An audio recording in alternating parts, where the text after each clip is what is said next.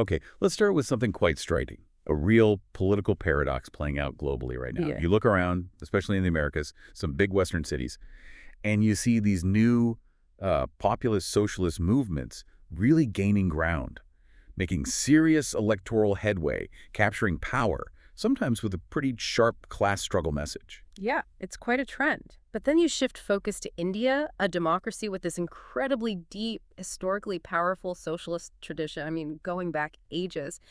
And there the story is the exact opposite. The traditional left parties, the ones focused on, organized class power, they're facing, well, it looks like a near terminal decline. That's a huge contrast. Okay, let's definitely unpack this. The material you shared, it's really Mhm. fascinating. It lays out this decline in India so clearly, but then it pivots and compares it to how these newer global movements work, like the pink tide in Latin America or some of the democratic socialist wins here in the U.S. Right. So our mission today, it's pretty straightforward. We need to chart this political fade out of a really long-standing tradition in India, and then look across the globe and ask, what lessons can we learn, if any, from these contemporary left movements about ideology, grassroots stuff, and maybe most crucially, messaging that actually cuts through. Got it.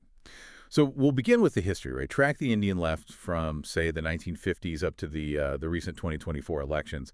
And once we've got a handle on why that didn't quite work out, we jump continents and figure out what makes this left-wing populism, LWP, tick today. Okay, so first things first, defining the left in India for this discussion. We're focusing specifically on parties committed to that classic idea: class struggle, social ownership, a kind of materialist worldview. So think the main communist parties, CPI, CPIM, and those early socialist parties like the Socialist Party, Praja Socialist Party.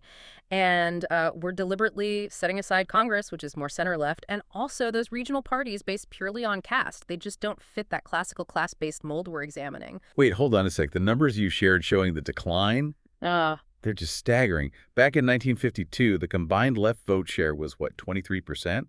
That's significant. yeah. Fast forward to 2019, and it's crashed to under 2.5%. Wow, that's not just a decline, it's a collapse. It really is an implosion, and the seat count tells the same story. They peaked at 82 seats back in 1967. By 2019, single digits nationally, you're really witnessing the last gasp of what was a major tradition in Indian political life. But wasn't always so dire, right? In the beginning, the non-communist socialists were actually quite strong.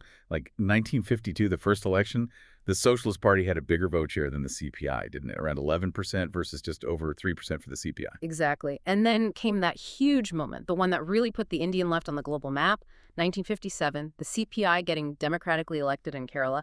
That was basically unheard of for a communist party outside tiny San Marino. EMS Namboodiripad leading the government. It really seemed to prove that the parliamentary route could work. But, like often happens, internal fights over purity kind of derailed things. That big split in '64 between the CPI and the new CPIM, the Marxists. And it was all about strategy. Entirely about strategy. The CPI was more open to collaborating with Congress, the ruling party, whereas the CPIM wanted, ideological purity, distance from the establishment. That split really shaped communist politics for decades. But what often gets missed is how the non-communist left faded even faster. Those early socialist parties, they merged into the Praja Socialist Party, but after the emergency in the mid-70s, they basically got swallowed up by that big anti-Indira coalition, the Janata Party in '77. The communists, by staying out of that big merger, managed to hold on to their distinct identities, especially in their strongholds like Kerala and West Bengal.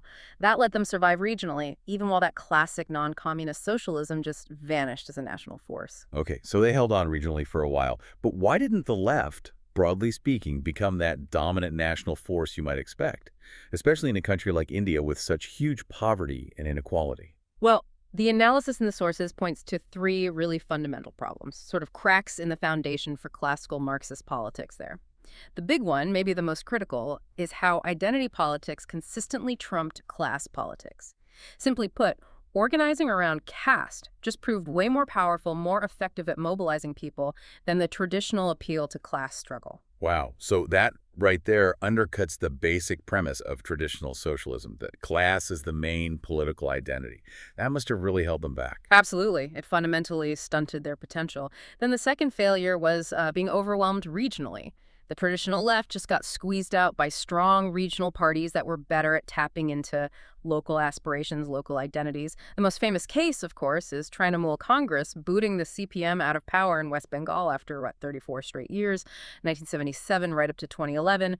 Regionalism just sort of sucked up their support base. Okay, so caste trumped class, and regionalism squeezed them out. What was the third big issue the sources mentioned? Something about ideology clashing with Indian culture. Yeah, the third factor is this. Maybe fatal misreading of the cultural landscape. The left had a tendency, a strong one, to underestimate the role of religion and, well, the general cultural character of the Indian masses. They tended to see religion only through that strict materialist lens, missing its political power. The Sabarimala temple controversy in Kerala is cited as a key example.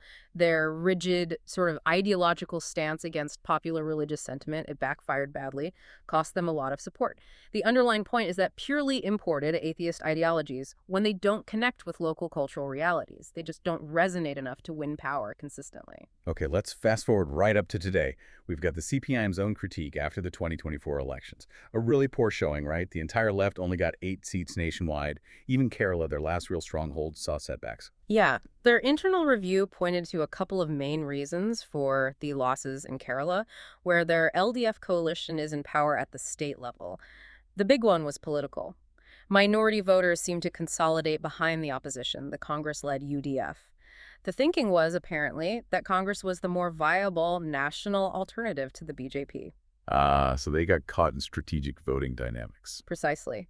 And the second factor was local unhappiness with the state government's financial situation. Things like delays in welfare pension payments, problems with essential supplies. Voters held the ruling LDF directly responsible for those bread and butter issues. And over in West Bengal, where they used to dominate, it wasn't just voter issues, it was being totally squeezed out by polarization. Exactly. The whole political scene there became intensely binary.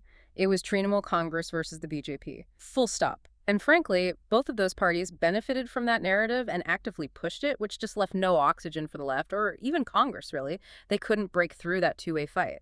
Beyond those big political trends, the CPIM report also mentioned some pretty serious internal problems, right? Organizational issues, even how their own people behaved. Oh yeah, the list was pretty damning. They explicitly mentioned arrogant behavior of cadres from top to bottom. That kind of attitude really alienates the very people you're trying to represent. They also admitted the party units often failed to actually gauge the mood of the people, understand their preferences. That's just lethal for any party trying to win elections. Which sounds worse, the arrogance or just not knowing what people think? Well, the arrogance suggests a real disconnect, doesn't it? But the nuts and bolts organizational failures were just as bad. Weaknesses in basic grassroots work, not using social media effectively compared to rivals, and even low participation rates from their own registered members. It paints a picture of an organization that's become kind of stiff, maybe out of touch even with its own base. Okay, so that's the story in India. A slow, painful decline for a traditional left that couldn't really handle identity politics, regionalism, or the cultural context. But if that model is struggling, not just in India, but often elsewhere too, let's make that pivot. What is the emerging model that seems to be working globally? And that brings us to left-wing populism. Right. LWP, that seems to be the contemporary playbook in many ways. It's an approach that takes classic left ideas, social justice, anti-capitalism, but fuses them with this really sharp anti-elite, anti-establishment rhetoric. The core message pits the pure people, usually framed as the 99%, against the corrupt elite, meaning the wealthy, the establishment, the insiders. So it's like class struggle, but repackaged with a much sharper, maybe more aggressive edge. You could say that. And importantly, it's often called inclusionary populism, because unlike right-wing populism, which often targets immigrants or minorities, LWP typically defends those groups, framing them as part of the people being exploited by the elite. And the big historical example that comes to mind is the Latin American pink tide, right? That huge shift leftward in the 2000s with leaders like Chavez, Lula, Morales. Exactly. That first wave, say late 90s through the 2000s, was incredibly successful at first. These governments rode a massive commodities boom, oil, minerals, agriculture, all fueled by global demand. They used that revenue for huge populist social programs, and the results were pretty dramatic initially. Significant economic growth, big drops in poverty and extreme inequality, and a really noticeable expansion of the middle class across much of the continent. But we know how that story continued. The boom didn't last forever, and the tide went out again, didn't it? It did. By the 2010s, commodity prices fell, and suddenly those expensive social programs became much harder to fund. Public expectations were high, but the money wasn't there. Analysts point to unsustainable welfare spending, plus a failure in many cases to diversify the economies away from just commodities. It exposed mismanagement and led to voters turning away from many of those leftist governments, especially in places like Argentina and Venezuela. They hadn't built sustainable foundations. Okay, so lessons learned there. Now let's look at a very current example of LWP succeeding, one that maybe offers clear strategic takeaways, especially for those struggling parties back in India. Zohran Mamdani winning the New York City mayoral race in 2025. Right, Mamdani's victory was remarkable. First Muslim mayor, youngest in over a century, a real grassroots upset. And crucially, he won despite being massively outspent. His opponents had something like $36 million, tons of backing from real estate, big business, super PACs. The whole establishment was lined up against him. And the key seems to be it wasn't just luck or charisma, it was very deliberate movement building. Absolutely. It was anchored in really solid grassroots organizing, especially through the local chapter of the Democratic Socialists of America, the NYC-DSA. Their membership apparently surged during his campaign. He very consciously built this coalition, multiracial, working class, focusing on shared economic problems that cut across different communities. White, Black, Latino, Asian voters. And the clarity of his platform that really stands out compared to the ideological sort of drift we talked about with the Indian left. Totally. His platform was laser-focused on clear class-based affordability issues. Things like freezing rents for stabilized apartments, making public buses free, universal childcare, and crucially, a clear plan to pay for it, taxing the wealthy. These were bold, universal programs speaking directly to the everyday economic pressures people felt. So if you're looking at the struggles of, say, the CPIM in India, that failure to make class resonate more than cast these global LWP examples seem to offer some really concrete lessons. What are the big ones? I think there are three key takeaways. First, center the material conditions. Just relentlessly focus on the core economic fights. Affordability, jobs, wages. Don't get lost in abstract debates or let identity politics splinter the movement. Second takeaway must be about money, right? Financial independence seems critical. Mamdani got most of his funds from small donors, over 70%. That's a world away from how many established parties operate, including, historically, parts of the Indian left relying on corporate funds or electoral bonds. Small dollars mean you're accountable to your base. Exactly. It builds real investment from supporters. And the third lesson is ideological clarity works. Don't water down the message. Mamdani didn't back down when the elites attacked him. He leaned into it. He framed it as a necessary fight, working people versus billionaires. That sharpened the class narrative and energized people. Voters seem to respond to that kind of conviction. And this successful LWP strategy, it seems deeply connected to demographics, doesn't it? Especially this big generational divide we see in Western politics now. Oh, absolutely. It's a really stark divergence. Older generations tend to lean more towards right-wing populism, focus on nativism, traditional values, maybe nostalgia. Their anger is often directed at ethnic others, like immigrants. But younger people, millennials, Gen Z, they seem overwhelmingly drawn to LWP instead. That's right. Younger generations generally hold more liberal, more secular values. Their economic frustration tends to be aimed at the economic others, the wealthy, the corporations. They strongly favor things like wealth redistribution, higher taxes on the rich, and as demographics shift, well, their political influence is only going to grow. And the environment is a massive driver for young voters, too, linking climate action directly to LWP platforms. Definitely. You see surveys like from the World Economic Forum showing nearly half of millennials see climate change as the single most serious global issue. That concern fuels support for LWP candidates and parties, think Bernie Sanders, AOC here, or Labour in the UK, who propose much stricter environmental rules like aggressive net zero targets or banning fracking. So this rise in youth-driven LWP isn't just about elections. It has real-world consequences, potentially for business, too. For sure. If these LWP-aligned values continue to gain ground and translate into policy, you're looking at almost certain increases in environmental regulations. That directly raises what's called transition risk for businesses heavily invested in fossil fuels. It's a potential future political landscape shaped directly by LWP, gaining traction among younger voters who prioritize climate over, say, short-term economic arguments. Okay, so we've really traced two starkly different paths here.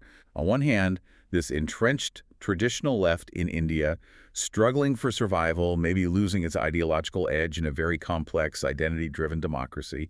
And on the other, these more fluid populist left movements globally that seem to be successfully tapping into economic anger and building new kinds of organizing power. Yeah, the contrast is fascinating, isn't it? The Indian left's decline, partly pinned on its failure to make class solidarity overcome caste politics. And then you see these global LWP movements actually achieving multiracial, class-based unity precisely because they have these clear, universal economic messages. The successful ones seem to be succeeding because they are, well, unapologetically left on economics. It boils down to that universal challenge, maybe. Yeah. How do you convince people that class matters more than all the other identities competing for their loyalty? The Indian story suggests it's incredibly difficult, maybe impossible, once that traditional left loses its way ideologically and organizationally. Which really brings us to a final thought, a question for you, the listener, to chew on. If the decline of the traditional left, not just in India, but often globally, came partly from moving away from its core anti-capitalist roots, trying to find the center ground on economics, and if this new left-wing populism is finding success by re-embracing that sharp economic message, then what's truly more fundamental for building lasting political power today? Is it organizational brilliance, the nuts and bolts, or is it that raw ideological conviction?